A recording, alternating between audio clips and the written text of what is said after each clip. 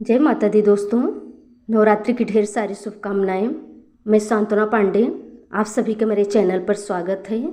तो दोस्तों, आज मैं आपके लिए एक माता रानी का भजन लाई हूँ। आशा करती हूँ कि आपको ज़रूर पसंद आएगा। तो आइए सुनते हैं।